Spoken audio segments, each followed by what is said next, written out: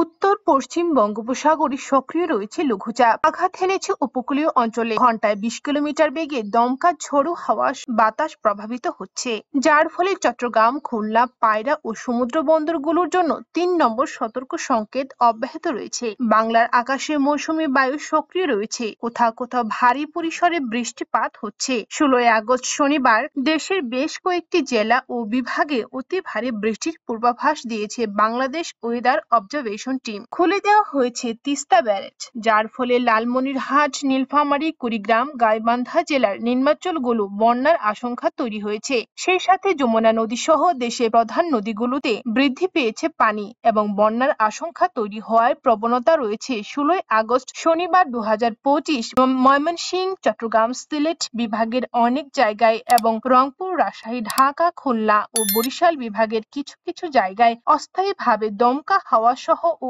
হালকা থেকে মাঝারি ধরনের বৃষ্টিপাত হতে পারে। সেই সাথে ময়মনসিংহ, চট্টগ্রাম ও সিলেট বিভাগে কিছু জায়গায় মাঝারি ধরনের ভারী বৃষ্টি থেকে অতি ভারী বর্ষণ হতে পারে, এমনটাই জানিয়েছে বাংলাদেশ আবহাওয়া অধিদপ্তর। এবং স্যাটেলাইট মেঘমালা অনুযায়ী কেমন থাকার সম্ভাবনা রয়েছে 24 থেকে 48 ঘন্টা। দেশের আবহাওয়া পরিস্থিতি এবং দেশের 8 বিভাগে 64 জেলা সহ ভারতের আসাম, পশ্চিমবঙ্গ, মিজোরাম, মেঘালয় হালকা থেকে মাঝারি বৃষ্টিপাত হওয়ার আশঙ্কা রয়েছে। তবে ঢাকা, নারায়ণগঞ্জ, মুন্সিগঞ্জ, গাজীপুর, মানিকগঞ্জ, নরসিংদী, টাঙ্গাইল, ফরিদপুর এবং মাদারীপুর, শরীয়তপুর, গোপালগঞ্জ, কিশোরগঞ্জ জেলাগুলোতে 2 থেকে 3 মিলিমিটার পর্যন্ত বৃষ্টি হওয়ার সম্ভাবনা রয়েছে। সেই সাথে খুলনা, যশোর, সাতক্ষীরা, বাগেরহাট, ঝিনাইদহ, মাগুরা, নড়াইল, কুষ্টিয়া, চুয়াডাঙ্গা, মেহেরপুর জেলাগুলোতে কিছুটা থেমে থেমে বৃষ্টি হওয়ার আশঙ্কা। এদিকে চট্টগ্রাম, কক্সবাজার, রাঙ্গামাটি, বান্দরবন, নোয়াখালী, ফেনী, ব্রাহ্মণবাড়িয়া এলাকাগুলোতে ভারী পরিসরে